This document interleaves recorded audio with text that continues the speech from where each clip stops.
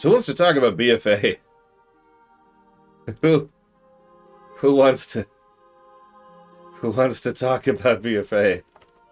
Oh no, it wasn't an hour. I don't know why I said an hour. Sorry. I don't remember the time. It was pretty short. It was like 10, 15 minutes, something like that. No, actually, Kenix Cow, I did not. I didn't get it at the overnight job either. So, BFA. Hey, it's, as we saw, going through BFA, it wasn't as bad as I remembered. And that makes sense, because it front-loaded most of the bad. I was also poisoned against it, because the primary plot arc and the primary thrust of all the marketing was entirely focused around something that I personally hated, and had hated for years. I said this during the review stream, but to really emphasize this point, I need to emphasize this. I was so sick of the HVA. I was sick of it in vanilla. I was happy when BC and Wrath started moving away from it, and then we went right back to it. And then we had, like, Kata and Pandaria, and then we finally got away from it again. And then it came back in Legion. And then BFA was all about the HVA, and I'm just like... I'll never forget when the announcement came out. I was actually covering, I was streaming. This is how far into my career it was at this point. I was streaming the launch announcement. Oh my god, look at this place. Holy moly. Who is this place? Who's this place? I was streaming it, and that's cool. I like it. I like it. I like it, everything. Oh god, I can't wait to do my housing. And they showed that opening cinematic, the actual launch cinematic, and while they were showing it, it became clear that it was all about the Horde versus the Alliance. And I sank into my chair so hard that I could not bring myself to give a crap. Not even one crap anymore. And I hated it. I actually pulled up Mega Man 2 and started playing Mega Man 2 during the announcement stream. Because it was a comment. Obviously, I was trying to show derision. I was trying to demonstrate how much I didn't give a crap. But also, if I could be blunt, it was part of, like, me trying to manage myself, because I was legitimately angry. Like, actually upset about that announcement. So I just decided to chill. Whose is this? This is U's house. Oh, this is Kira White Noise's house. Nice. Very nice. Oh my god. We've got, like, a platform thing. Oh my god. Ah! So, yeah, BFA was all... Their big stint was humans versus orcs. It was at a BlizzCon. It was even... If you look at the box art of BFA, it's emulating the box art of Warcraft 1, which was humans versus orcs. And I was just... Now that we've gotten through all that personal baggage, BFA wasn't that bad. In fact, it actually was way more good than bad. It had a lot of good for it. It also ended the HVA, something I have to give it credit for, because it has stayed ended for 4 expansions. The HVA has been dead and gone. That's a record, by the way, and I hope it keeps going up. But for now, we gotta talk about the worst gimmick. What's the worst back-of-the-box feature for BFA? By the way, some people have asked, what the heck does BFA stand for? Battle for Azeroth, which is a really dumb title for that expansion, considering it doesn't apply to, like, anything narratively going on in it.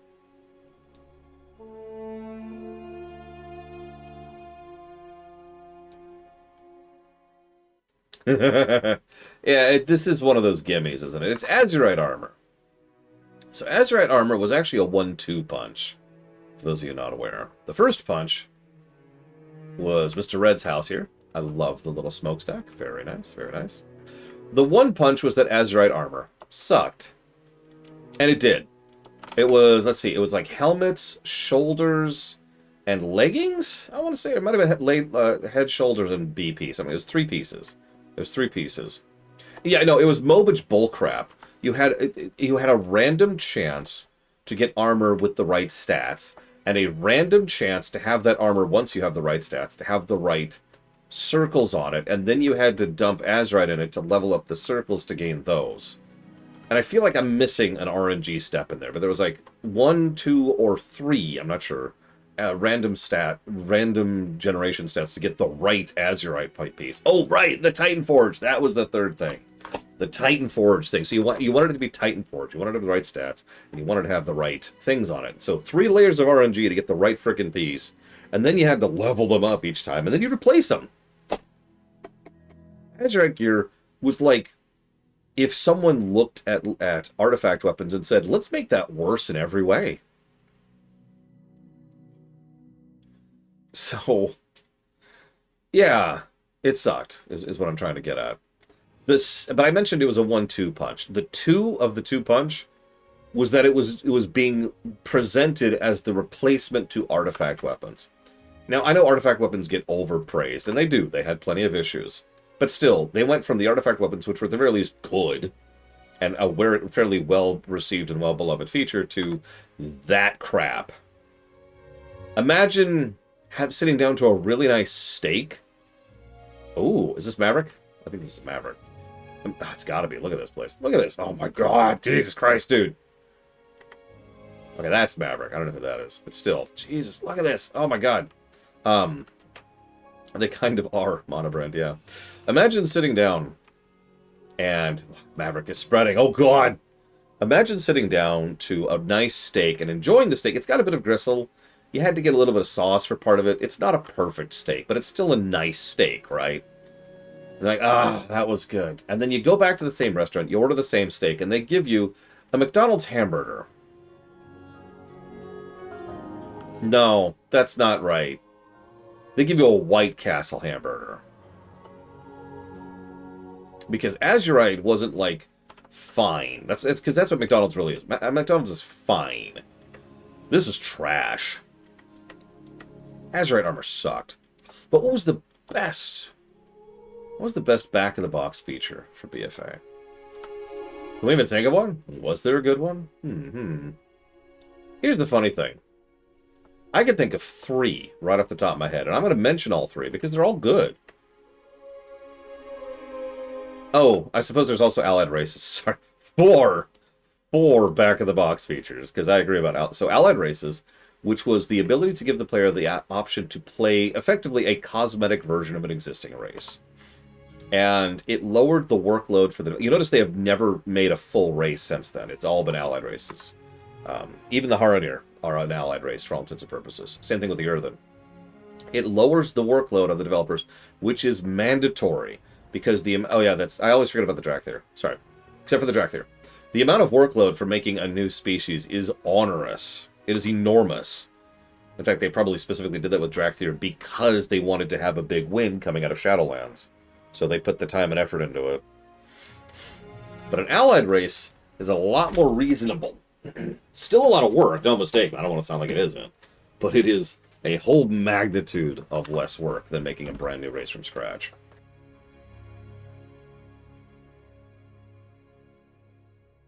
So, allied races are cool. I'm also going to mention the island expeditions. I liked the allied expeditions. True. Like, a lot, actually. Like a lot. I've got to be the only person in the world who really enjoyed going and gathering the Azurite and doing the events and seeing little mini quests, and I loved the enemy AI. It was the very beginning. It was the prototype of the super AI, the really nice AI they added to this game. And I don't mean like LLMs. I mean like AI, right? Like video game AI. So that was awesome. We still see that AI used today because followers use it now. And then we had Warfronts. I am apparently the only person in the known universe who really liked Warfronts. I was actually really looking forward to them expanding the Warfronts and adding more to them. That entire feature died on the vine. It got so much negative feedback, and so many people hated it, that they just bailed on it completely. And that sucked, because that was a great feature too. But my actual answer for this was corruption gear. All of these count, but my biggest pick was the corruption gear. So, for those of you who don't remember, Jay Palmer is wrong for not liking something. How dare you not like something that is a thing that exists? um, I can't even finish the sentence with a straight face. Visions was its own thing, but I suppose Visions also... Corruption Armor. Let's go back to Corruption Armor. Corruption Armor was so cool. God, okay, so you get armor. It could be any old piece. It would come with two things. It would come with special corruption abilities, which were awesome. But then it would come with a corruption value, okay? The corruption abilities were super powerful. And they were cool and awesome and fun. They would summon tentacles. They would throw meteors. It was all sorts of really awesome stuff with the corruption gear. Here's the catch. The corruption value would be a static value that would slowly raise, okay? And the higher your corruption value, the more detriments you get.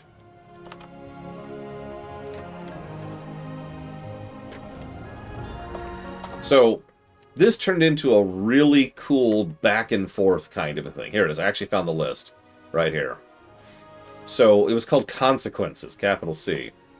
And so, if you have any corruption at all, you would, if you take damage, it would have a chance to slow you. Okay, cool. The more your corruption, the more you're slow. At 20 corruption, you would start summoning an eye, which will do damage to you as long as you remain in range. Damage increases with corruption value. At 40, you get Grand Delusions. Taking damage has a chance to summon a thing from beyond, which pursues you. It does damage to you, of course, and its speed gets faster the higher your corruption is. Cascading Disaster is at 60. If you're struck by the thing from beyond, you're immediately affected by Grasping Tendrils and Eye of Corruption. If you are at 80, all damage you take is magnified, and all healing you receive is reduced, increasing with further corruption. At 200 corruption, you received 25% damage. So 25% of your health you lose every second as long as you're in combat. So you had kind of a hard cap of 200 corruption. But if you felt like it, you could deal with the corruption up to that point. And you wanted to because the corruption benefits, the abilities, were awesome and very useful. And, as Pillars of Snow pointed out, if you went and got the Legendary Cloak, which you surely did, right? Right. Then the cloak gave you corruption resistance. In other words, if you have a cloak at plus 10 and you have 15 corruption, you actually only have 5 corruption. Right? The more you did the visions, the more you could upgrade your cloak. And upgrading your cloak was pretty linear. There wasn't a lot of grind involved. You can still get the cloak, yes. There wasn't a lot of grind involved in the cloak. I mean, there kind of was. But my point is, you didn't have to do like 15 runs of a vision to upgrade your cloak once. It was usually like do 1 run of a vision to upgrade your cloak. Or sometimes 3 when you get really far in, right? That's it. So upgrading the cloak gave you higher resistance, which let you equip more corrupted gear. There was one last caveat in all of this, which made the system really pop. At any point in time, you could take any corruption gear to Mother and say, hey, cleanse this, and she would just get rid of it. So the corruption effect and the corruption consequence would both go away, and you just have a nice piece of gear with good stats. Boom. So it was a wonderful risk-reward system, which put a lot of how it went into the player's hands, and was just generally fun regardless.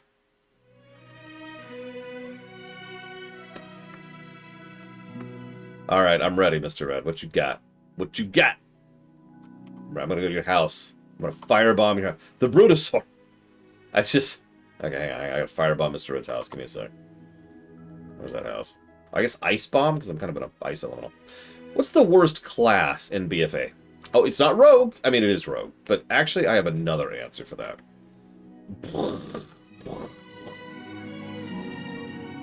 Oh god, the removal of class sets. I understand fully why they did that. I do.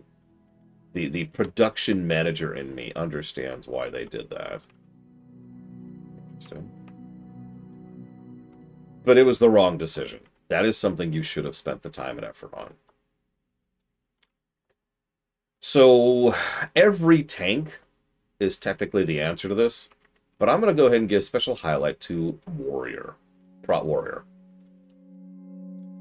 For those of you who don't remember, my main from BC to BFA was a Prot Warrior. It was the same Prot Warrior, the one I was just on earlier. Same character. And then BFA came out, and I quit that warrior, and I've never actually been back. Like, obviously, I still play her, I still level her, but she hasn't been my main since BFA, because BFA broke Prot Warrior so hard that I never actually recovered from it.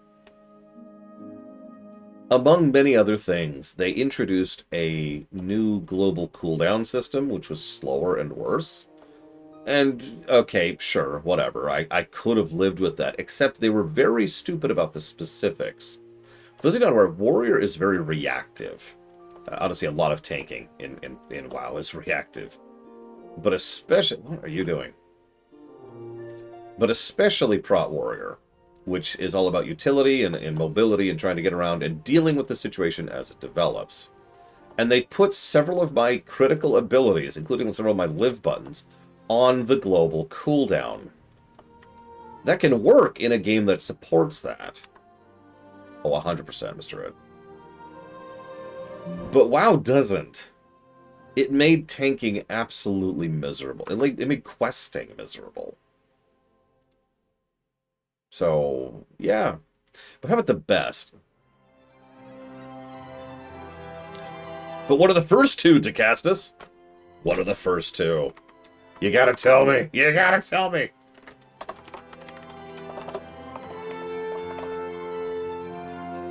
So one's going towards Tyranny. I'm not sure the second one. Pillars, no, pick some. Pick some for that to go to. So this is kind of cheating, but the best kit in... I'm just going to tell you right now. The best kit in BFA was Demon Hunter. I know you're thinking, why didn't that get it back in you know, the other thing? Jedi Fallen Order. Honestly, while Demon Hunter was good in Legion, Demon Hunter really came into its own in BFA. And has kind of been the best class ever since. But I don't want to give Demon Hunter the best spec every single expansion, so rather than do that, I'm going to go ahead and just give it to BFA, because it was in a very, very good spot in BFA. And we're just going to consider that a gimme, henceforth, right? Demon Hunter is unironically the best designed class of the game, spec. I guess I should say spec of the game. And it shows. It's very, very awesome. I highly recommend it if you haven't tried it. What's the worst zone in BFA? Ignoring treadmill zones.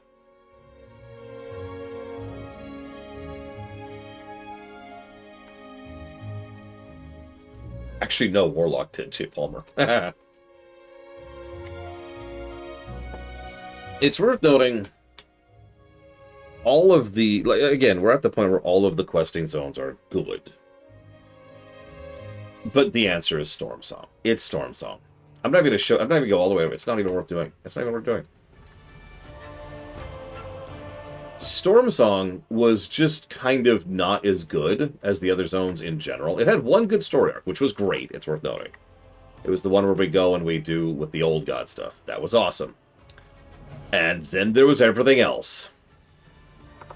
But the thing that really pulls Storm Song down was when we had to go fight off the vicious, evil Quillbore.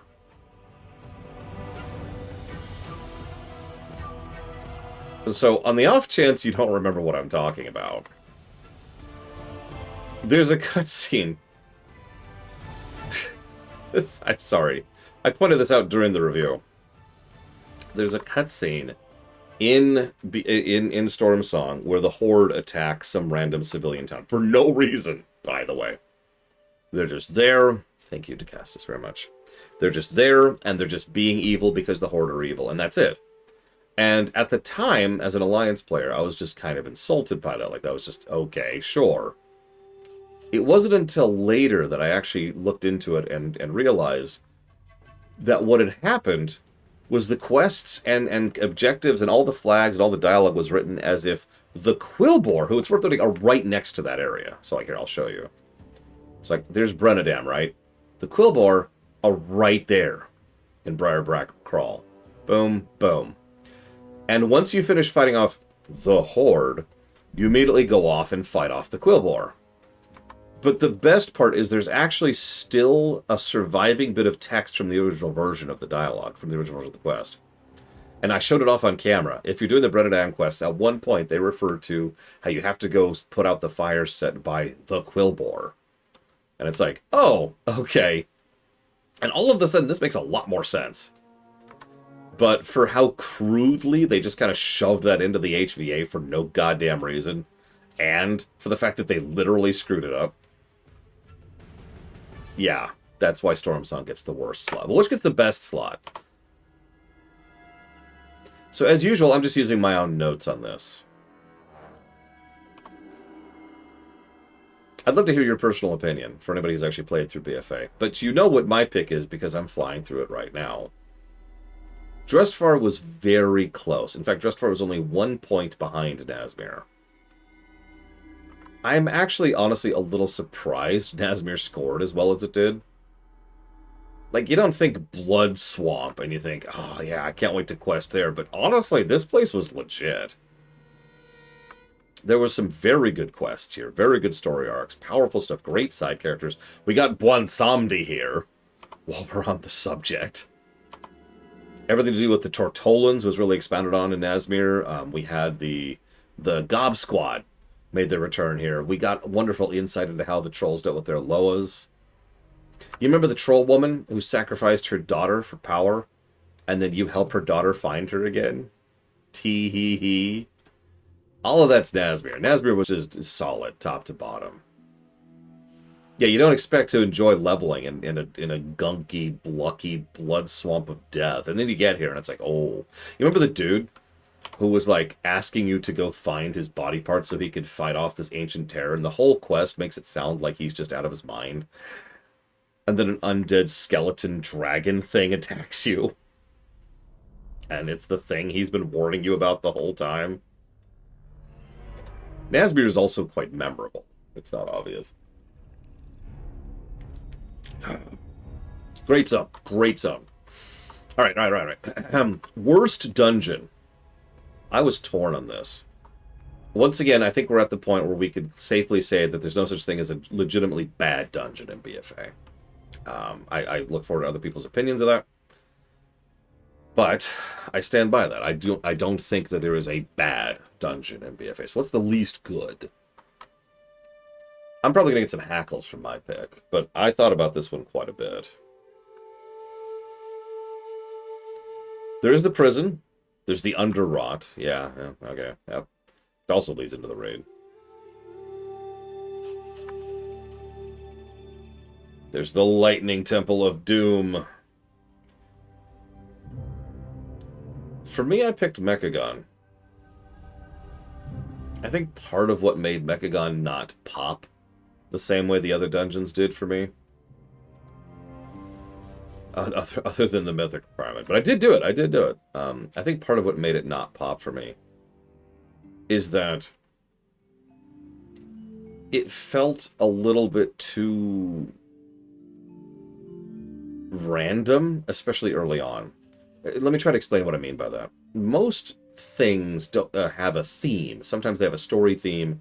Sometimes they have a gameplay theme. For example, you could have a boss who's all about magnetism. And so you've got a dungeon where all the platforms are magnets, and you have to click the magnets together to make them connect to other magnets, right? That's a gameplay theme, right? You get the idea of that. Maybe it's like certain types of platforming. Maybe it's having to control the flow of fire vents through an area. But there's all kinds of things that be theming. And most dungeons, especially in this era, have a lot of theming to them. Mechagon was just whatever. There was no theme to it. It was just a dungeon. Narratively, it certainly was an interesting junk pile, but at the same time, they never really explained why it's this gigantic junk pile. Why are the mechanomes under the king so incredibly wasteful? They never explained that, to my knowledge. It's kind of a weird pick. Anyways, still a good dungeon, that's worth noting. It's just, again, we're at least good. Well, how about best dungeon?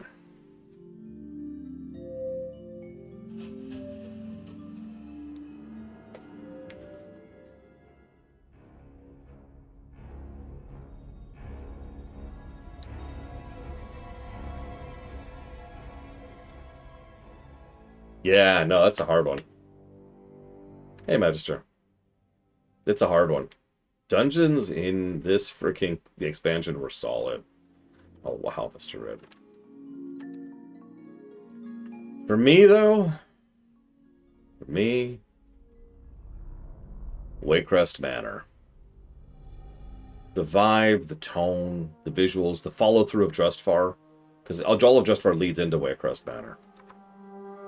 The kind of pseudo multi-route nature of it, and each of the bosses, the triad of crones, the soulbound Goliath, the giant pig monsters just sitting there gluttoning himself, the lady who we finally find out why all this is happening. She lost her husband, and so she made a pact with Gorak Tool here in order to bring her husband back, and this is what her husband came back as, because of course those deals go wonderfully every time. Waycrest is phenomenal. I mean, all these dungeons are phenomenal to some extent, but I loved Waycrest. Okay, how about the worst raid? For once, I think this is actually a bit of a gimme.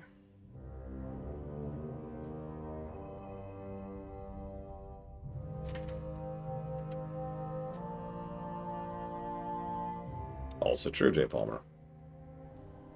Yeah, so there's this place called the Crucible of Storms.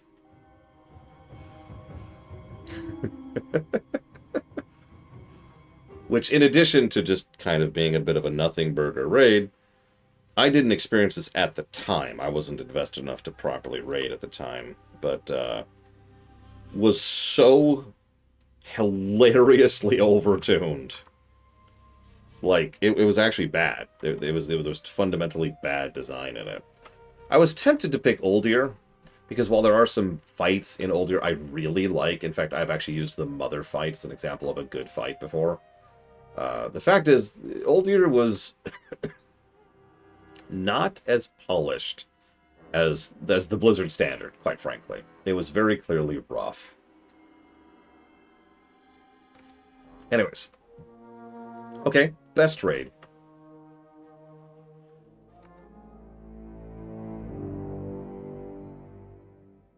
Okay, let's go back out to here.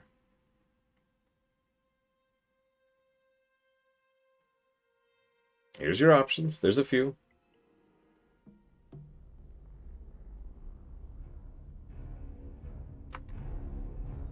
I imagine if Huthor was here, he would say the Battle of Dazar'alor. I'm going to be honest, I'm not sure I agree with that.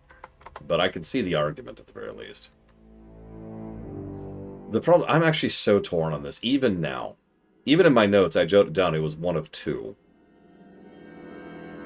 The problem is, one of those I experienced at the time, and one of them I did not. So my perspective is a little bit biased. I didn't do Eternal Palace. Well, okay, hang on, that's not true. I did Queen Ashara and Nakul. I did the last two fights of Eternal Palace back in the day, and that was it. I didn't do the rest of this until I did it on camera with you guys. So, as much as I do adore the Eternal Palace, I love the visuals, I love the aesthetics, I love the approach to the boss design, I love how the Radiance of Ashara is like the boss from Legion, just better. I love how the Queen Ashara fight is 700,000 pages of nonsense. Seriously, it's an incredibly complex fight. But I think I have to give it to Ny'alotha, which I did experience fully back in the day. And also nails the story axis wonderfully. Ny'alotha, just, you're walking through flesh that's been carved into the shape of stone. Really think about that for a second. You have the Black Emperor illusion, you've got the Prophet thing. A lot of these are Ahn'Qiraj 40 equivalent bosses. And then you've got, like, Vexiona, who's from the other, the Black Dragon of Death is back. The Ashara, no! Ra Den, which was just insanely hard to keep balanced and to deal with back in the day. This was actually our barrier boss back then. Hive Mind, which was just the right numbers of Earth. There's giant tentacles in the distance, you know. And then there's the last few bosses, which I'm going to go ahead and admit, and I think I said this on camera already. I didn't beat N'Zoth until years later, because I could never get a group that could actually do it. I did everything else, all the way up to Carapace. We got to N'Zoth, and either somebody didn't have the stupid cloak, or we just couldn't manage it. One of the two. Yeah. Cool. It's a shame. It's actually a really cool fight. I'm actually quite fond of it. And we finally killed his off. And it's actually a badass way we kill him, too, so I'll even give the game credit for that. Oh yeah, we also bring Ilgnyoth back. Looks much worse, but you know what? I'll forgive it. Because let's be honest, this is what Ilgnyoth really looks like, right? Just a big old mass of cancer. That's all it is, really. Okay. So, in that case, who's the worst raid boss? I spent some time thinking about this one, and then I realized it's a very easy question. It's this thing. This is the overtuned guy. He's overtuned. He sucks. That's it. Moving on. Like, I'm sorry. This is just such a gimme. It's like, yeah, it's this dude. Whatever. Moving on. Alright, fine. Best dungeon boss. Or, no, sorry. Best raid boss. I always skip over that for some stupid reason. Best raid boss. Now, I do have my answer. I'd love to hear yours, though.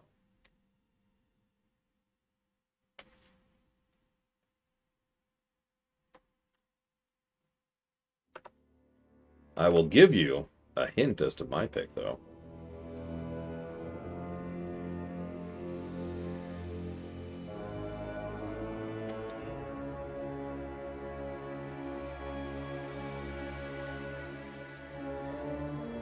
Raw 10.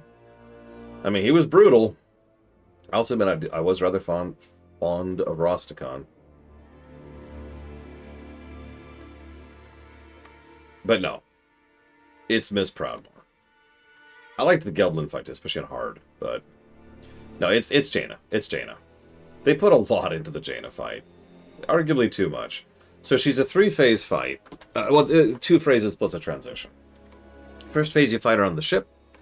And she's doing all kinds of stuff and, like, throwing... She's basically a frost mage, which, okay, yeah, duh. But no, it's like she's doing a lot of fun things, and you're kind of fighting the allied ships that are coming by the whole time, and there's cannons going off. It's a whole fun thing.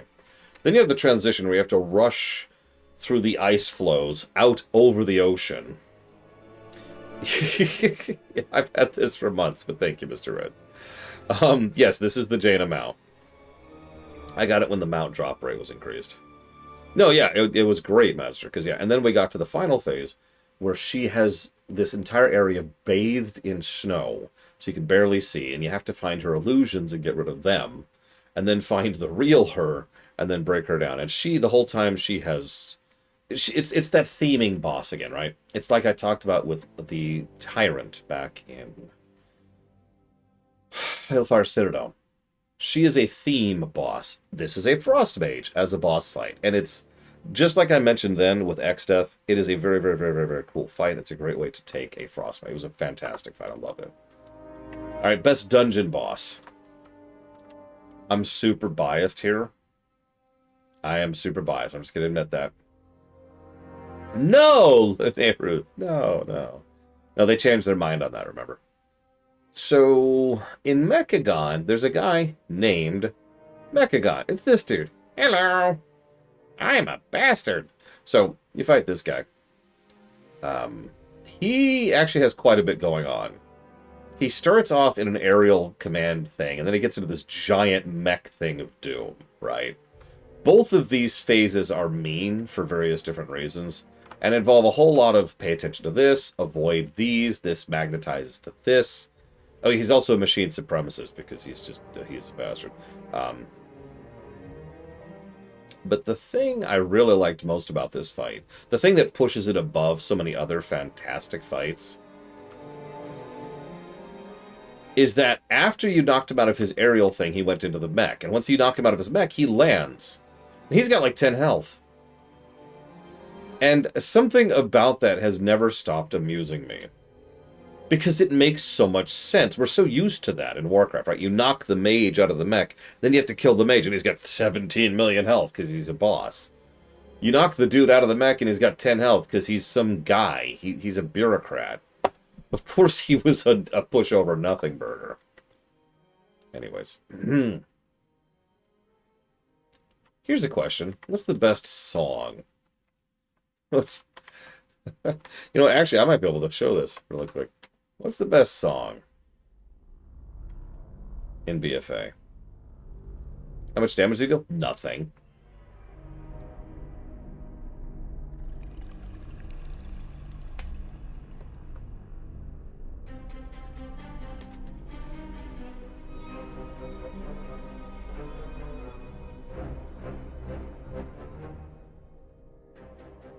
The Arathi Highlands, once bitterly contested.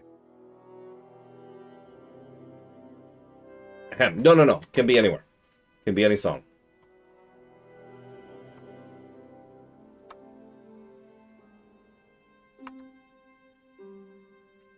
It's worth noting BFA probably has the best overall soundtrack in WoW. And I mean that. Like, just if pound for pound, I think it has the most good / great songs in WoW. BFA kind of crushed it on the music side of things.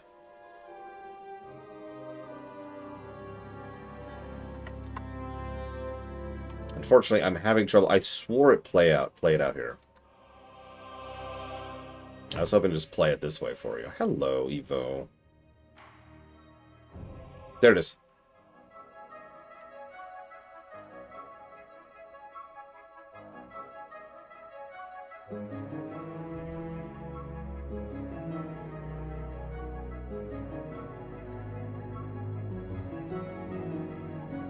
The best part is, all of your picks are great songs, too. This is BFA.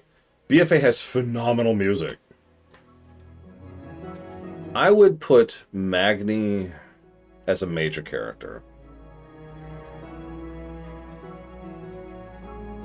As much as I'd like to say otherwise, Bwansamdi would be a side character.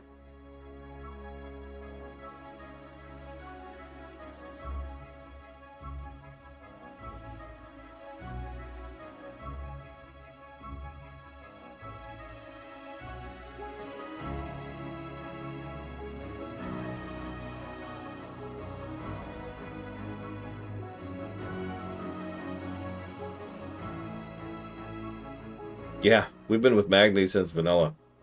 I think he was invented for Vanilla. Because Mirrodin was back in Warcraft 3. Bran was invented for Vanilla too, I'm pretty sure.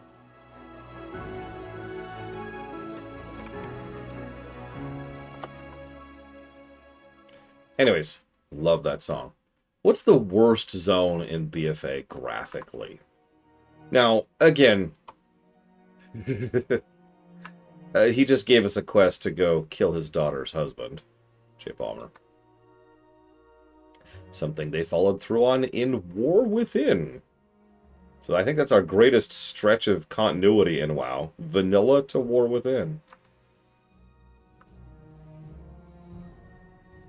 I love how many people are always doing this, by the way. That's not even a joke. Unironically, I love it. I love it. Okay, so I'm going to go ahead and leave. There we go. For me, I was actually going to give it to Storm Song. Not that Storm Song looks bad. Again, that we're past that. We're way past bad-looking zones in WoW, right? Come on. But I was looking at Storm Song, and it isn't as phenomenally, amazingly fantastico as so many other zones are. So I was thinking, that might qualify. But I ended up agreeing with Mr. Red, even though it's kind of a cheat. Mechagon is it's just a giant pile of trash. It is a cheat. I think Storm Song still technically qualifies as our worst leveling zone graphically. But, like, Mechagon's just a giant pile of trash. That's all it is. Okay, fine. What's the best looking leveling zone? Purely graphically. Best graphical design. Now... No, it is, Maverick. There's no wrong answers here. There's no wrong answer here. But for me, and I flew around BFA quite a bit debating this for myself. In the end, I settled on this one.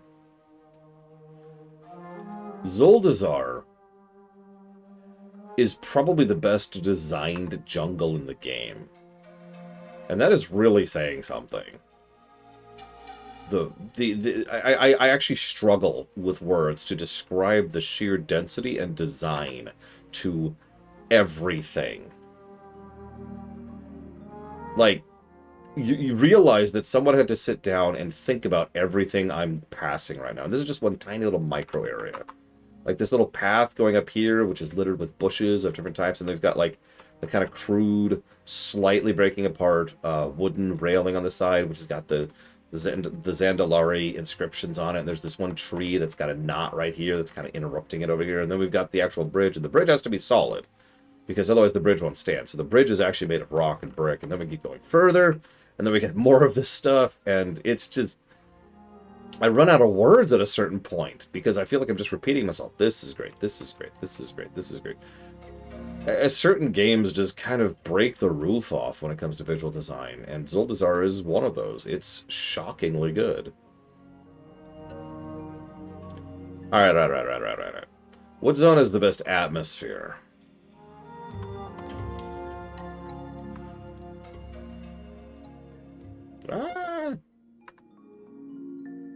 Oh, God. I died! Ah! Well, okay. Shut up, Bonsomdi. Here's the best part. Every BFA zone oozes atmosphere except Stormsong. To some extent or another. Like, even the sound is great, right?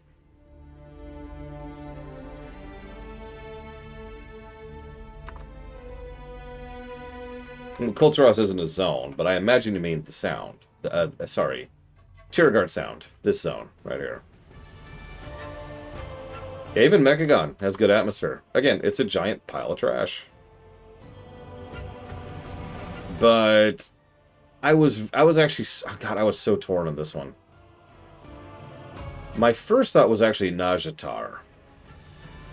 Hi, Dream Whisperer. Because, yeah...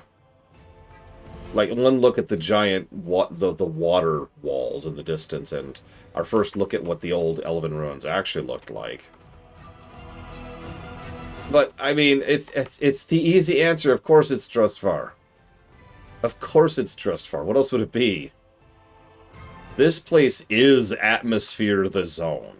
And I hate to pick another horror atmosphere, because as I said many times, atmosphere can mean many things that aren't horror, but I'm sorry, Trustfar just is horror, the atmosphere, the zone. It's crazy. Yeah, I've been running into that, and the unflight bug, I'm going to start calling that. I just died to it a couple minutes ago. Yeah, Trustfar is horror done right. This is amazing. And it never stopped, too. The whole zone, like, you start off and things are like, huh. And you meet that little girl, and that's your first quest. That's your introduction to Trustfar. Little girl, hi. And it's like, oh, okay. And then you end in Waycrest Manor, and it's just like, oh, okay. Never pillage the snow. I refuse. You cannot make me. Because I want to go someplace else first. And I'm on the wrong character to do it, so clearly I can't.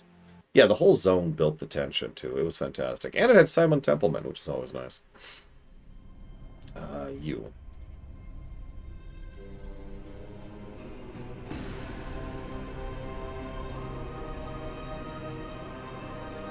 While we're heading out here,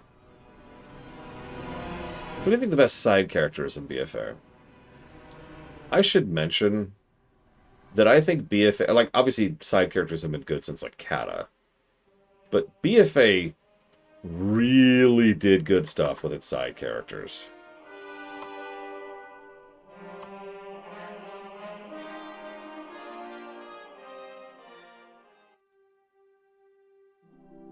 Yeah, sorry, best side character. I see everyone picking Bonsomdi, which is hilarious. I don't blame you. I don't. I didn't pick Bonsomdi because I felt it was too easy. And honestly, it felt like a cheat. No, I'm being dead serious. Like, Bonsomdi is such an obvious pick that it felt like cheating. So at best, I'd be like, yeah, it's Bonsomdi. Okay, next. Who's number 2? Right? Because Bonsomdi's, there's no decision there. It's just, yeah, okay, duh. It's Bonsomdi. Next. Who really wins? Problem is, there's still quite a few. I came up with 3 that I felt were at the top of the list. Never mind the 4th, which is obviously Dolly and Dot, who are my best friends. They carry me over the plains of sand, you see. Yeah, Johnny was great. All of the Loa, actually. Every single Loa was great. I don't remember all of their names, except for Gulg. But all of the Loa had their own moments to shine. And were all awesome. By the way, we loved your house earlier. Remember?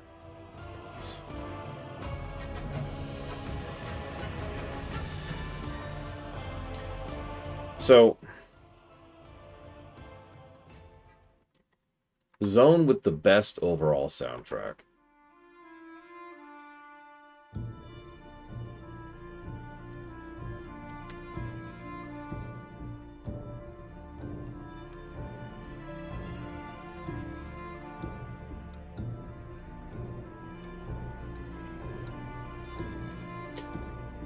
I don't have worst characters, believe it or not, Mr. Red. I know, Monobrent, I know.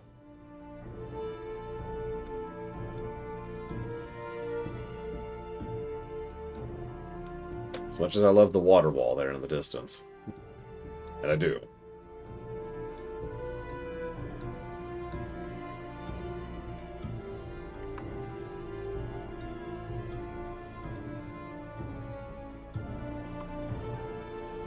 And if we head over here, the music changes a bit.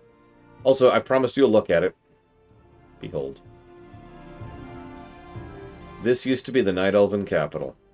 It's a development of what we saw over on Ajuna, back in Legion. It's a shame we spend so little time over here, relatively speaking. Because they do some great stuff with this. What is that? Oh. Okay. Like, they do some great stuff with this.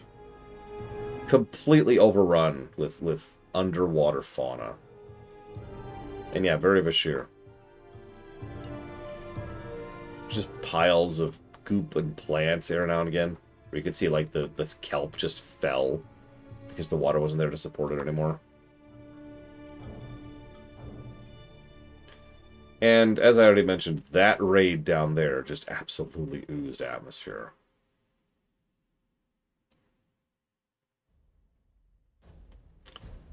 Anyways. Did I not say flora? I thought I said flora. Whatever. Oh, no. I think I was trying to say foliage, and I stumbled over the word and started to turn it into flora, and then said fauna by accident. Sorry. Foliage is what I meant. Oh, absolutely, Evo. 100%. So for best side character, like I said, I was so torn. There's so many. There's all of you in chat are adding to this. Jaina's mother also qualifies, by the way. Only really relevant 3 times, but she's still there. She's great. Hell, Lady Ashvane arguably is a side character. I think we could argue that she's a major character, but still. But my 3 real picks were Rokan. He was our Horde representative for much of the Zuldazar stuff, especially in Nazmir. Flynn Fairwind, who's just awesome. I have no notes. He's awesome. I've heard some people insult him by trying to call him a Han Solo light. First of all, that's a dumb insult. And second of all, I'm not even sure that is an insult. Like, wouldn't that be badass? But third, and most importantly, and this is my actual pick for best side character, and Mr. Red already got it, it's Zelling. I can't actually show you Zelling on this character because he's dead. But Zelling was awesome. So Zelling was the gentleman. He was the Tide Priest who was dying of an incurable disease. Or at least he thought it was incurable. And so he accepted being killed and raised into undeath in order to save his life. And he then became a turncoat. He was then immediately rejected by his family because his family were racists. And yeah, that went badly. He had a fascinating and interesting arc, and it was probably some of the most characterization the Forsaken have gotten ever. Like, literally ever. Keeping in mind the Forsaken have been around since vanilla. Then again, dragons have been around since vanilla, too.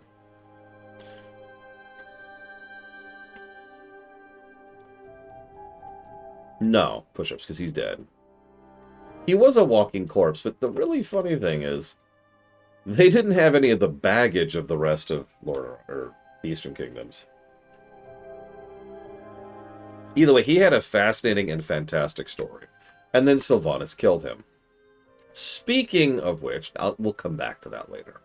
Who's the best major character?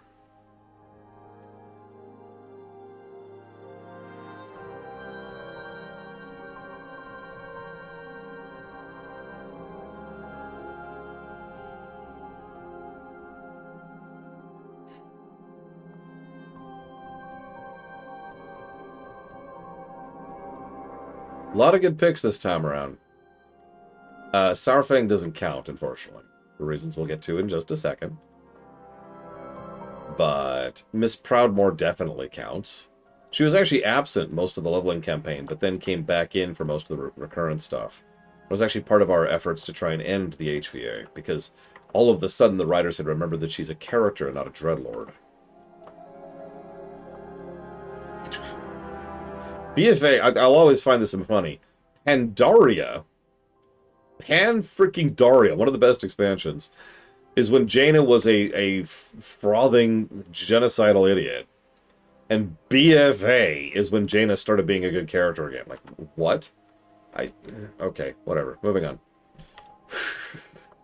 Talanji is another good pick. If you wanted to swing, if you wanted to argue it, I would also agree with Wan Samdi here.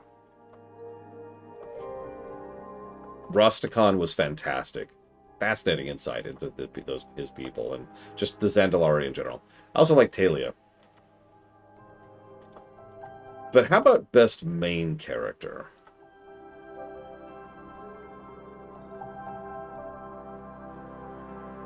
Wan Samdi!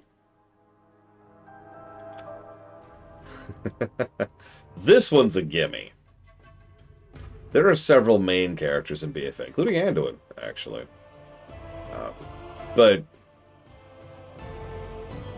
yeah, I'm sorry. Really, I am sorry. There is absolutely no choice here. Varrock stole the show for BFA. Completely and utterly. Good voice acting, good character arc, good continuity, good connections forward and back, fantastic cutscenes. It is a crime that the first of his cutscenes is not in the game, so I couldn't give it any positives. Yeah, he won, Jay Palmer. He won. He knew, too.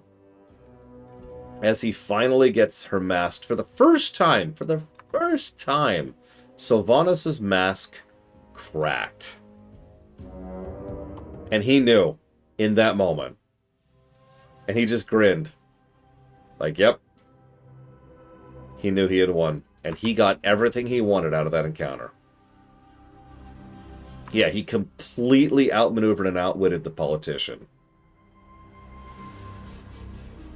He even convinced her to use the abilities that she had been hiding up until that point in time. Remember, when that movie was being made, there was no jailer. And I need that. That's important.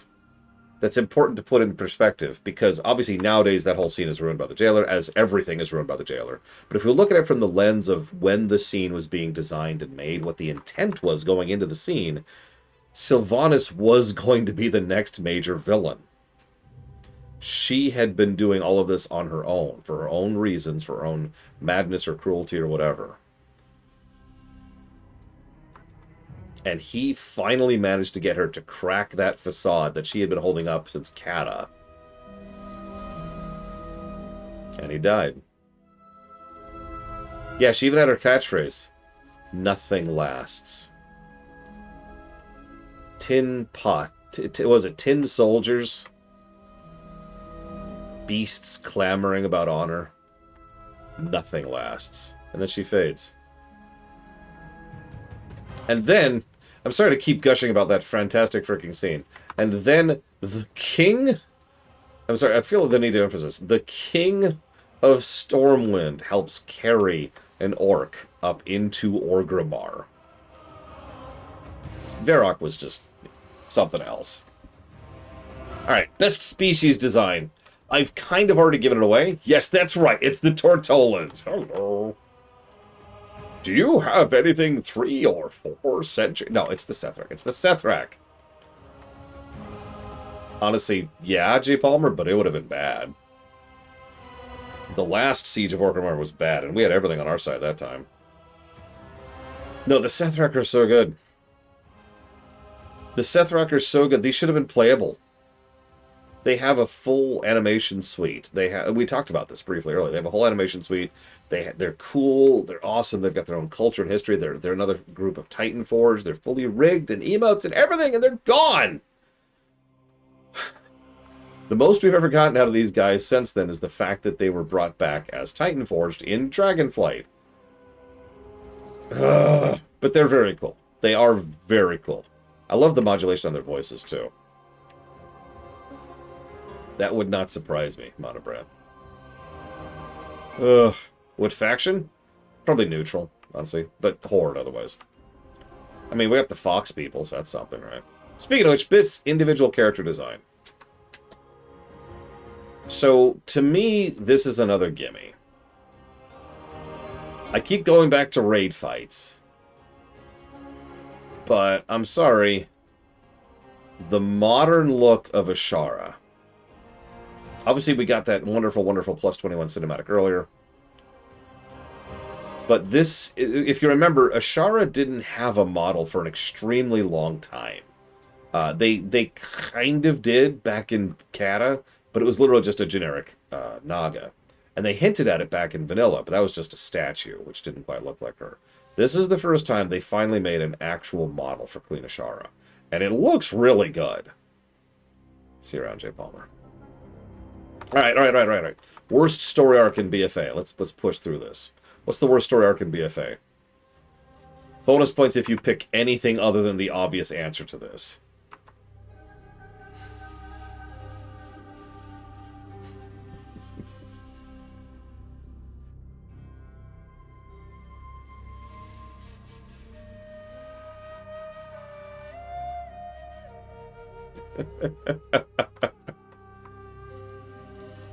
Yeah, it's the HVA. Very specifically, it's the war campaign. If you remember, the launch campaign didn't really have much to do with the battle for Azeroth. Like, the Alliance were hitting Kultras because they needed a fleet. The Horde were hitting Zeldazar because they needed a fleet. But otherwise, it was just business as usual. But then once you finished the 3 zones, you would have what's called the war campaign. And it was terrible. All of the crap, all of the venom and vitriol that I've spit at BFA over the years, it can all be summarized by the war campaign. All of that crap was there. On the story axis, obviously gameplay that doesn't apply. The quests weren't exactly good either, but, oh, it was trash. I don't even want to say anything about it. It was trash. Moving on. What's the best arc? Well, we just said it. It's Varrock's arc. I'm sorry. It's so obvious. BFA is one of the least... I had to think the least about stuff in BFA, because it was just so obvious. The best story arc is Varrock's arc. I actually wrote it down as Old Soldier. You can see the entire cinematic on YouTube right now. I highly recommend you set aside like 30 minutes and do it sometime. Yeah, BFA. Water is, in fact, wet. Old Soldier was so good. Old Soldier is better than most movies are. Old Soldier puts Pixar to shame. And I mean that. The level of zoomed-in detail and symbolism and pacing and direction is... Oh my god, it was so good. Okay, fine. What's the worst cutscene? Anybody? Now, the worst cutscene's actually over in Storm Song.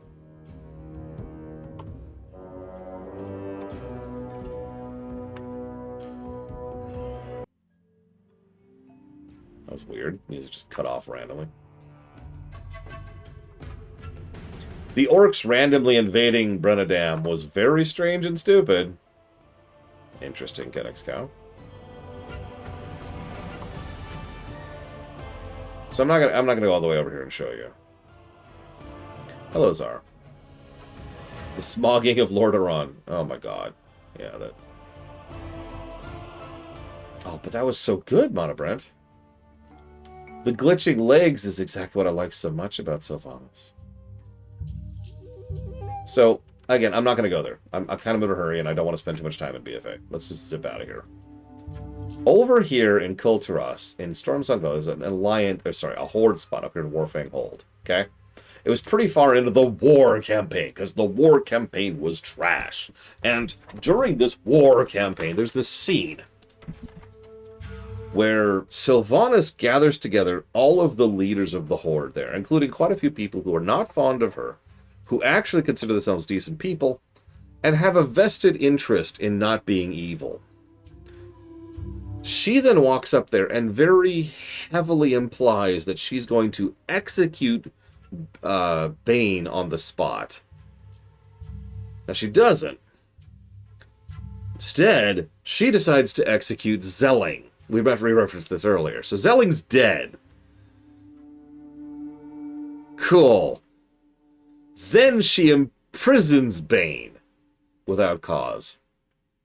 And, goes to... What the hell? And then goes to have him executed summarily for treason.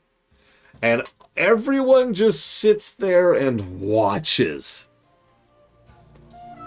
It's not as bad as the cutscene. There's two cutscenes that are worse than this one.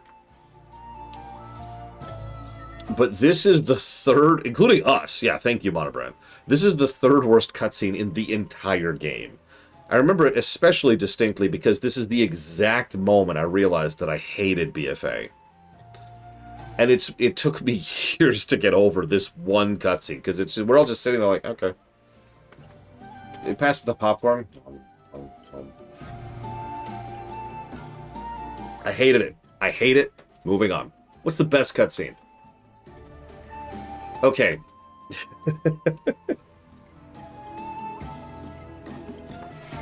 So water is wet.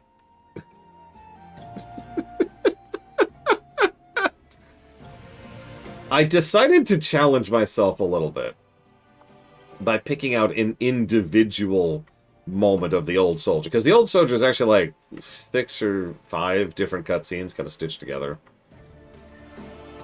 But in that case, it was easy pick, because I just picked the Mach Gara. I picked the Gates of Orgrimmar. It was the scene we just referenced. He won. He won. That scene is so freaking good. This is for you, Mr. Ed. I just want you to know this is for you. This shot here.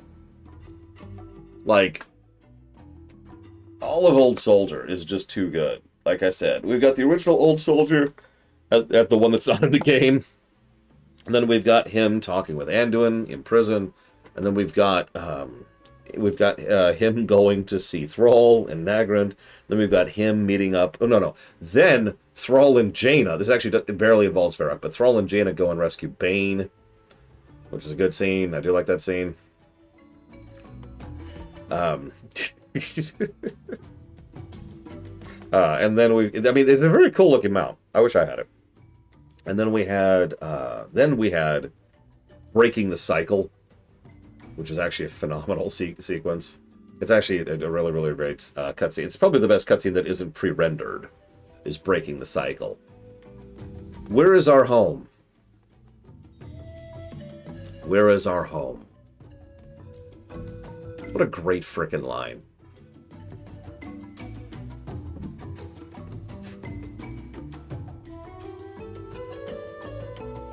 Yeah. Anyways. So, last two. Negative unique, positive unique. What's the worst thing about BFA to you, personally? Just worst thing for you. You know my answer. I actually just mentioned it a minute ago. I'll go ahead and tell you my answer really quick. They burnt my frickin' home. They did. With the advantage of hindsight, I am almost glad they did, Almost.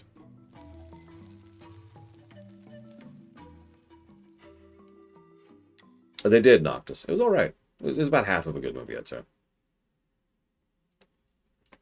You might think, how could that possibly be a good thing? Well, WoW ended with Legion in many ways. BFA lumbered on, Shadowlands died. And then Dragonflight was the new WoW, right? I call it modern WoW for a reason. It is a different animal, completely. Different everything. Soft reboot, different tone, different style, different people under the hood. Developers actually taking care of their employees. Getting rid of all the corruption and the abuse. Yeah, it's a reincarnation. It is WoW 2, or more accurately, WoW 3. And there is a non-zero chance that wouldn't have happened if they hadn't burnt my home. But out of the ashes of Teldrassil, we did get modern WoW. But still, it took until Dragonflight for me to recover from the burning of Teldrassil. And I want you to really think about that for a second, because that was in the launch event leading up to BFA. Best personal thing. Best individual, personal, unique thing about BFA.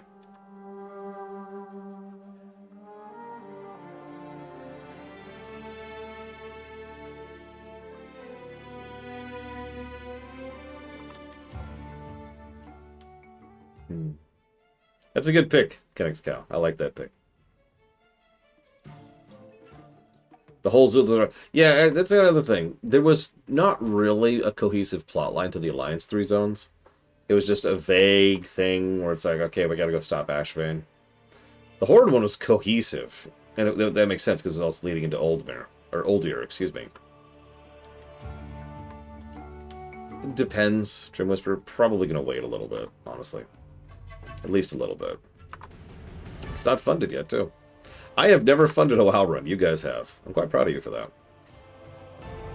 So, yeah. I would say, obviously, Old Soldier is just shockingly good. Zuldazar is amazing, but you know my pick.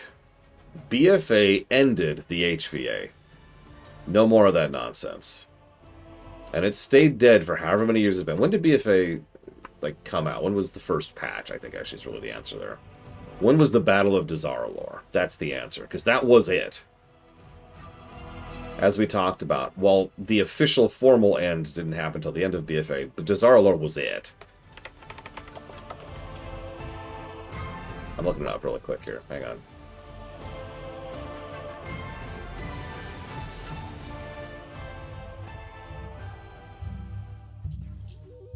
Okay, so that was patch 8.1. You were right. And that was 2018. It has been about 7? Yeah. It's been about 7 years since the HV ended. HV. It has stayed dead for 7 years.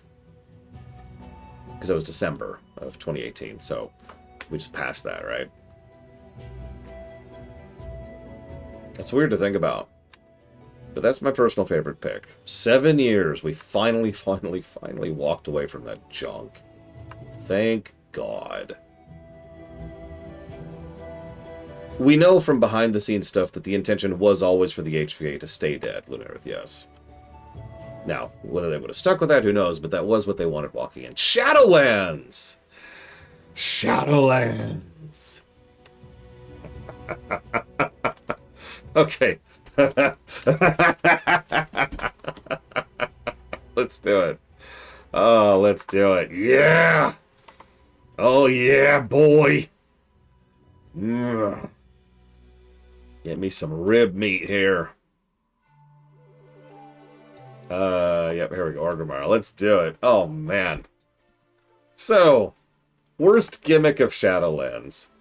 Now, I actually have 2 answers for this. I mean, anything could work with good writing, Neurozest. That's the old rule, right?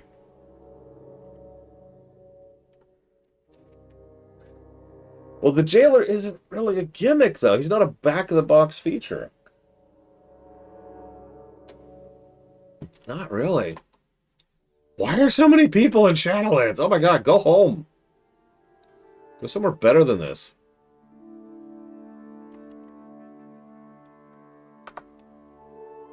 The Covenants would count. More of that wonderful mission hall thing. Mission hall? I was trying to say order hall and mission board at the same time.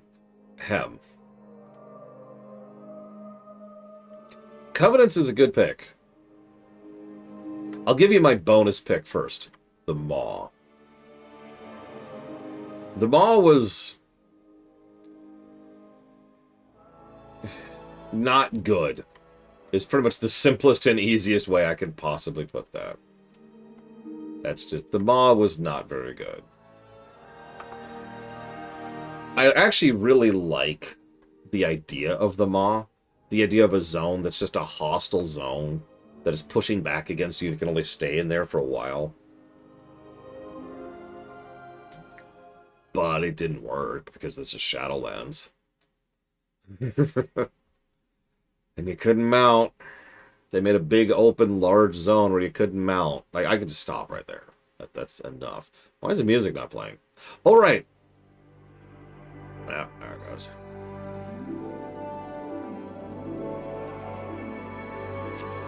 So, worst gimmick. So, my answer is going to sound weird. My answer is everything. Hang on. I'm prepared to defend that. I'm prepared to explain that. Some of you remember this. When Shadowlands was new, in order to stay competitive, you had to do everything. You had to do the mission boards. You had to do the daily quests. You had to do the anima grinding. You had to do whatever your Covenant's side project thing was. You had to do oh god, you had to keep up on your dungeons. You had to do Torghast.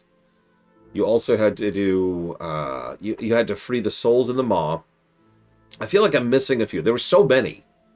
And the idea was so stupid. And someone somewhere should have recognized this was going to be a dumb idea at the very beginning. Because the idea was, they wanted you to have a lot of different things that you could use to increase your power level. But they made all of them mandatory. And so you would start to fall behind. And you wouldn't progress unless you did everything. And that's the problem. That's why I say everything is the worst gimmick. Because you had to keep up with every frickin' thing. Yeah, the FOMO was real. I also... Oh, right, this. I forgot this. Whatever this is called. The conduits. The soul conduits. You had to be getting soul conduits. In addition to... like, and yeah, here's the lost souls. You got to redeem the lost souls. And down here we've got... You can see which covenant I picked. I like the hunt. What do you want from me? And here's, yeah, you gotta add the mana conduits in order to make that thing happen. It's just, oh my god, it was bad. Here, make sure you're getting these mechanics all up. You're doing all these, right? You gotta be grinding up souls and anima to do these. Get on it. Oh. It was bad. Everything was the worst gimmick, because you had to do everything. So what's the best gimmick? Can we think of a good gimmick in Shadowlands? Well, I can. It's Torghast. I'm sorry, I know a lot of people hate Torghast. I do. I get it. I understand why, even. I understand why so many people are anti-Torghast. It's because they made it mandatory. It was MSQ. You had to go into Torghast 3 times, I want to say, to rescue people, and that was just dumb. But if you just went and did Torghast as its own playground zone, it was awesome. It was fun. It was challenging. It gave you unique abilities and mutators to those abilities, which you could then upgrade. Yeah, exactly, Pillars of Voluntary Torghast was phenomenal. It pretty much solidified... Yeah, it was basically a roguelite mode of just go have fun. Me and Pax leveled several classes in Shadowlands for the explicit purpose of taking them through Torghast, because we wanted to see what other cool stuff other classes would get, because a lot of the cool, unique stuff you get in there was per class, right? And that was awesome. Let me give you one example, one tiny little example. Demon Hunter, because obviously I did the most of that on my Demon Hunter, had this thing where you had the ability so that your immolate would refresh its cooldown every time it did damage. Which meant, as long as you're roaming around through enemies, your immolate was permanent. It would just stay up forever. Which was cool, and fun, and interesting. One of the things had this thing where every time you killed an enemy, the cooldown on the hunt, which is the big long-range nuke thing, would refresh. And if you did, you got another thing, which made it so that you would do, like, triple damage immediately with your next hit immediately after doing the hunt. You'd be like, smack, smack. It was fun. And then they ruined it because it's a Shadowlands, so you can't have anything good. What's the worst class? What's the worst spec in Shadowlands?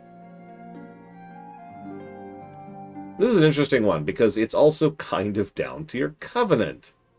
I hope you picked the right Covenant for your particular spec, because if you didn't, then it sucks to be you.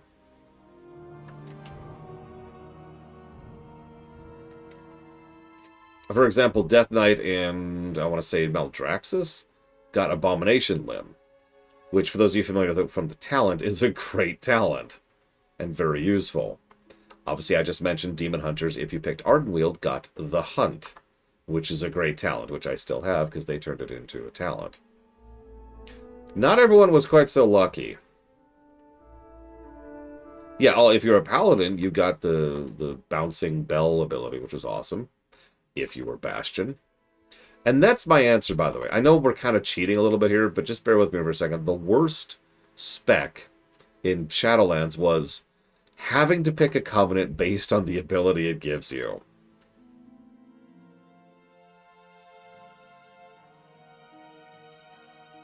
You could switch Covenants, although they actually know at first. They initially didn't want you to. They had this whole thing where they were like, we don't want you to have to be able to switch your Covenant. We want it to be a meaningful choice. And then later on, they were like, okay, here, hang on. We're going to patch in a way for you to be able to switch your Covenant. It's still kind of janky to this very day. There's still some issues with it. Yeah. Not a great feature. What's the best kit? Well, actually, I already told you it. Sorry. It was Death Knight with Abomination Limb. I know that sounds so strange, but you have to understand, when you hear the name Abomination Limb, it doesn't really convey what the move is. So this ghostly green arm starts swiping at everything nearby you. And if it hits anything within, it's a big old circle AoE. If it hits anything, it acts as a yank, like their grip, their death grip. And it goes for several seconds. And you can move while it's happening. So you could just kind of keep going and moving around, and the whole time, yank, yank, yank, yank. That was fun, obviously, in general, but it was basically, I don't want to say mandatory. It was fantastic for a tank. It is also just a cool, fun ability. Also, technically, the answer here is Demon Hunter, as usual. Let's just move on. I'm telling you, it's always going to be Demon Hunter. Let's just move on. Let's move on. So what's the worst zone in all of WoW?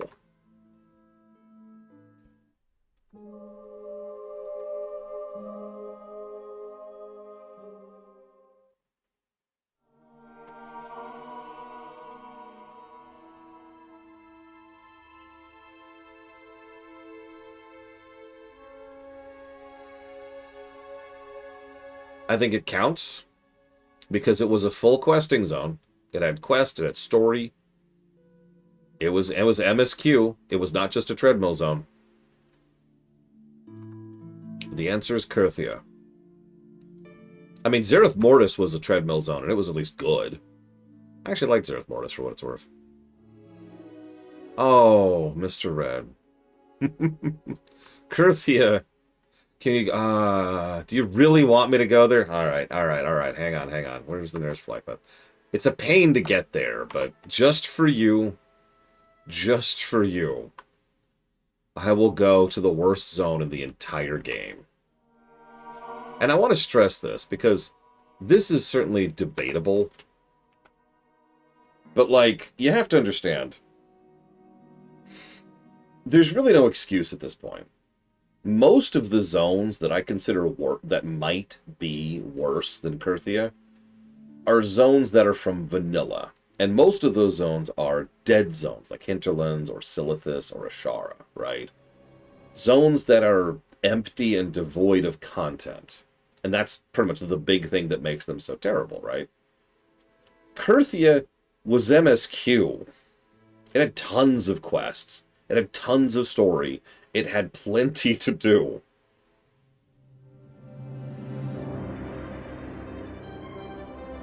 I hope the movie was good, Ross. Music's playing this time. Also, Kurthia was made in Shadowlands, and I know Shadowlands is kind of a dumpster pile. But as we mentioned with Hyjal back in BC, there's really no excuse. Not really. If you screw up and it's your first game, or your first... like, there's a whole reason we have that first game tag. It's a tacit acknowledgement of the fact that we're not going to judge it too harshly, really. Even if it's scored badly, we're not going to spit venom at you because it's a first game. Right? I'm not going to look at Metroid 1 and say it's the worst game ever made. Ignoring the fact that it's not. Because it's a first game. It was experimental by people who had no idea what they were doing and were pushing things out, right? Kurthia is not a first zone. This isn't a 15th zone. This isn't a 50th zone.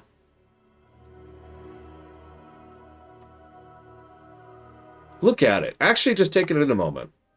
By the way, there's no flying here because screw you. Oh, god dang it. Okay. You know what? Okay. Just look at it. Oh, it's so bad. It's so bad top to bottom. No flight. The terrain design is actually bad. I proved this more thoroughly during the review. Please forgive me for not going fully in depth, but even like the layout of the quest placement, quest objectives, and mandatory backtracking were bad. Which is really impressive. By the way, you notice something weird about this? There's only 2 flight paths. One's up here, and one's way down here, which means for a huge swath of it, your way to get around is just this. Now, this is like this is 2019 at this point, Ross. You're also probably noticing that this zone has absolutely nothing to do with the Shadowlands, and that's because this is originally Drust. I don't even feel the need to make that point. It's Drust. It is. Just look at it. Look at it. It's the same blue on the same black on the same rotting trees. This has nothing to do with anything. So what actually happened from the behind-the-scenes perspective. Oh, excuse me, that's right. This is a patch content. This is 2020. They took a zone that they'd already built and smacked it down here and said, oh, it's this other zone. Now, hang on. Fairness mode for a second. Asset reuse is a valid thing to do in game development, and for good reason. Game development is hard. It takes time. It takes effort. It takes money. But there is a skill to asset reuse. There's a layer of acceptability to asset reuse. This ain't it. This is just dumping the zone down and calling it good. Yeah, I'll never forget. There's this stupid quest where we had to go up this stupid thing here. Notice how slow this is, by the way. Doop-de-doop-de-doo. And I'm not going to all the way up, because it's actually even further up. It's up there. And then we have to go over there. Do you see it over there? How do you think we get over there? If we're not like someone who could fly, like a demon hunter. Well, we get on a mountain, we go all the way right frickin' back down. Again. And then we go across the way to the other thing, and then we go up the other thing. This is zone design stuff they figured out like 10, 15 years earlier. This place sucks. This place sucks so hard. It sucks narratively. This is, by the way, this zone is where we found out the jailer was behind everything. That's actually not a joke. It had been implied before now, because many people from many different walks of life were all his loyal minions. But this is when we found out the Nothrazim were the jailer's loyal minions, and the Nothrazim had invaded everything everywhere, and were behind the Burning Legion and the Crusade. They were the ones who affected Sargeras. They were the ones who started the Burning Crusade. They were the ones who pushed the light into their thing. They were the ones who were behind the advancement of the Void. Everything, everywhere, always, all the time. No, really, was always the plot of the Nothrazim, who were the minions of the jailer. And it was all part of his brilliance of years plot in order to end all reality, because he's the biggest bad guy ever. No, really, no, really. And I'm just going to throw this up here because I think this makes my point for me better than I ever could. Screw Kurthia. This is the worst zone in the game. It has bad story. It has bad visuals. It has bad music. It has bad quests. It has bad layout. It has bad overworld design. It doesn't have flying. It's too big. It doesn't have good flight paths. It doesn't have proper NPC placement. My favorite stupid, dumb little thing to rant about in this stupid, dumb, goddamn zone is when you get back to the town hub, everything is not only all over the place, but there's these stupid bumps. I want to go up there to talk to that guy. Sucks to be me. I have to go around. It's such a dumb little thing, but the entire town was so clearly made with no thought put into anything. So if I want to go talk to this guy over here, I have to go all the way down here. Oh, God, I'm not even... Actually, I think I'm going the wrong way. Shoot, where is it? Where is it? I'm turned around. I'm turned around. I'm so angry. I'm turned around. Oh, my God, this place is pissing me off just being here. Is this it? Oh, God, where is it? I'm turned around. I can't find it. I can't find it. Ah! Ah! Oh yeah, by the way, good luck if you have any kind of color issues whatsoever. Screw you and your eyes. Clearly, I can't find it. I can't find it. It's got to be up. It's got to be further up. It's got to be further up. The zone is resisting me. There was no payoff for that, Elizar. Abandon all hope. I can't find it. I can't find it. Oh my God. There's a cave in here somewhere, which you have to do for some stupid daily frickin' recurring quest. It's dumb and I hate it. I can't even find it. I can't even find it to show you. This is the dumbest layout of a town ever. This is the worst zone in the game. Hi, Marilith.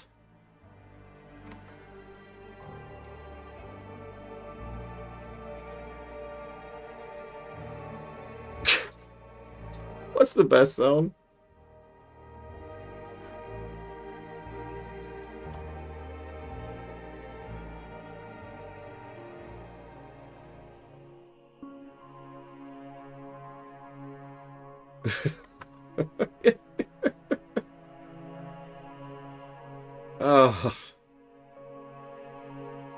So, amusingly enough, when I was going through for the review series, I sort of thought it would be an automatic for Ardenweald. I will consider myself shocked that Revendreth actually scored really high, too. It was still Ardenweald. Ardenweald was the winner, let's just be clear about it. But, I was shocked at how well... It's goddamn. Oh my God! Yeah, this is where you did the whole item upgrades thing and where the scholar archivist thing was, and you would use your catalog research. Yeah, catalog research to all this crap. Piss off. I found it! Yeah, the thing that really pulled Revendreth down was the lack of flying. I will actually agree with that, because Revendreth was clearly built around flying. But it is still Ardenweald. I just wanted to mention both, because both are still really, really good. Okay. Okay. What's the worst dungeon? I actually thought about this. I'm going to fast forward this a little bit, because I want to spend as little time here. I'm going to stay in Kurthia. It's going to encourage me to go fast. Let's just take this in. Let's just enjoy. Let's savor it. Let's just savor it. Yeah. Look at that. Look at that. Look at that joy on the screen right there. Theater of Pain is my answer to that. Here, I'll show you really quick. Theater of Pain. Theater of Pain. It's not... Again, it's not a bad dungeon. There are no bad dungeons at this point. They're gone. They're a thing of the past. The Theater of Pain, however, was just kind of a weird dungeon. Like, you just, okay, you fight some dudes, and then you fight this dude, and then you fight this dude, and then you fight this dude, and then you fight this dude, and then you're done. Okay. It was kind of a nothing burger of a dungeon. It was fun. By the way, I love the new Lich models. It was a fun dungeon gameplay-wise, but it had no reason to exist. It was just there. It was just like, okay, go do a dungeon. Why? I couldn't even tell you off the top of my head where this happens in the story. Like, I believe, if I look this up for the thing, I think this technically happens the minute you enter Maldraxxus in terms of narrative. But it's so disconnected from everything that I'm still not sure of that answer as of this very moment. Okay, well, what's the best dungeon? What's the best dungeon in Shadowlands? Mists is a good pick. Dancing Dungeon, I guess that would be Tazash? No, I'm not sure what that is. I don't know what that is. It's the other side. It's the other side, 100%. So you walk in, and there's Moisella just hanging out there in the middle, and Bonsamdi's like, hey, oh, thank God you're here. Okay, whew. Could you go help me? And then he sends you to go gather some mojo from the other two bosses. One of which is Hakar, and the other of which is the dealer. And then I forgot about, okay, and then the Monostorms. The Monostorms are the power couple, because like we have both Monostorms there, Millhouse and Maleficent. Maleficent? I'm just trying to pronounce that. All of these are great fights, great narrative. It's funny, it's interesting, it's engaging, wonderful visuals. I love the slow transition from like the afterlife to wherever you're going, because all three of these are in very different areas. And finally you fight Big Boy himself, and he's an awesome fight, and it's great. I love the dungeon. 10 out of 10. Moving on. Oh yeah, I also love the split of the bar. I actually forgot about that. Hey look, it's Kurthia. Look, Mr. Red, it's your favorite place ever. Isn't it so great? So, okay, that's our best dungeon. What else we got? What's the worst raid? I think this might be one of the last raids that qualifies as not a phenomenally amazing raid. And that would be the Sanctum of Domination. Because as my sister can attest to... by the fact that you're still talking, that no one came up and told you.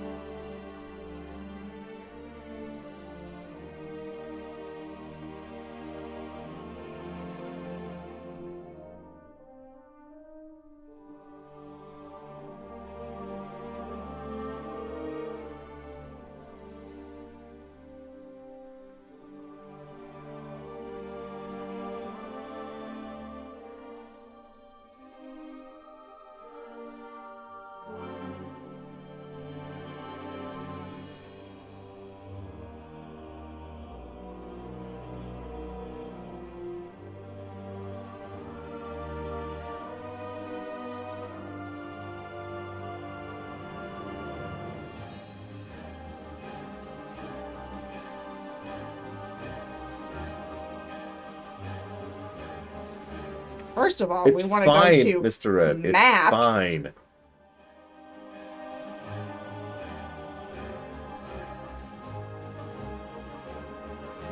Isn't Idle this ramen great noodles. music? Isn't this great? This is Kurthia. This is the best zone of the game. Sanctum of Domination, I consider to be the worst raid. Now, let's be clear. Some of these fights are very good fights. Of course they are. This is Circus Shadowlands. There's no such thing as a bad raid at this point. He has smiled.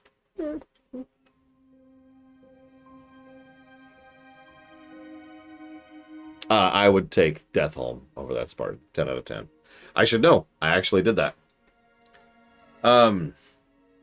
But there were several things this raid did that made it worse.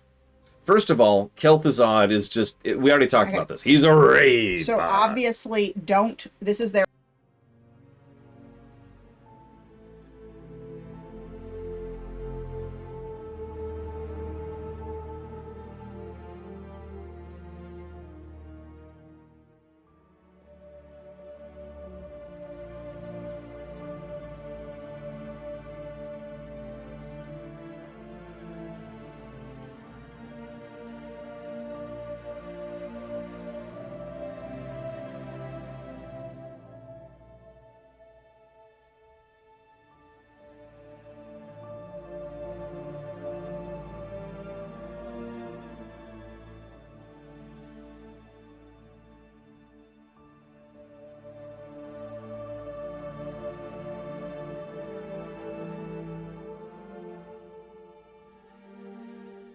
Okay, so here's the bottom line.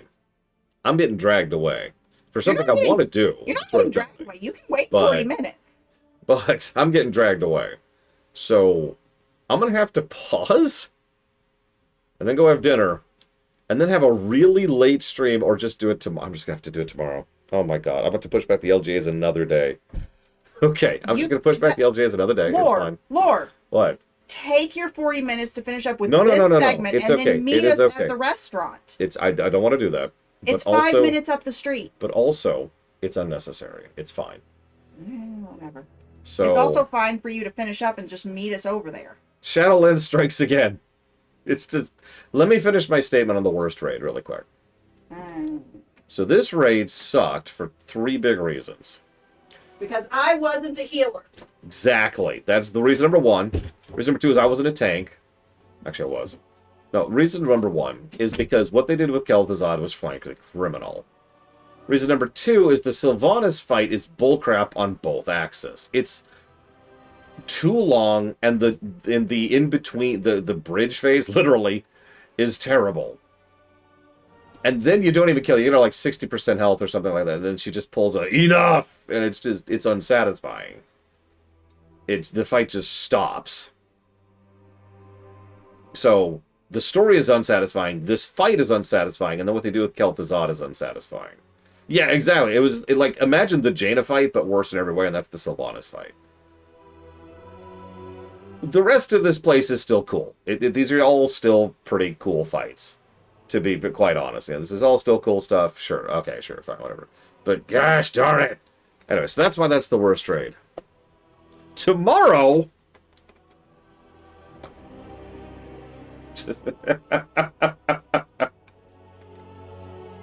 Tomorrow we're gonna be back in Kurthia. Yes! Ah.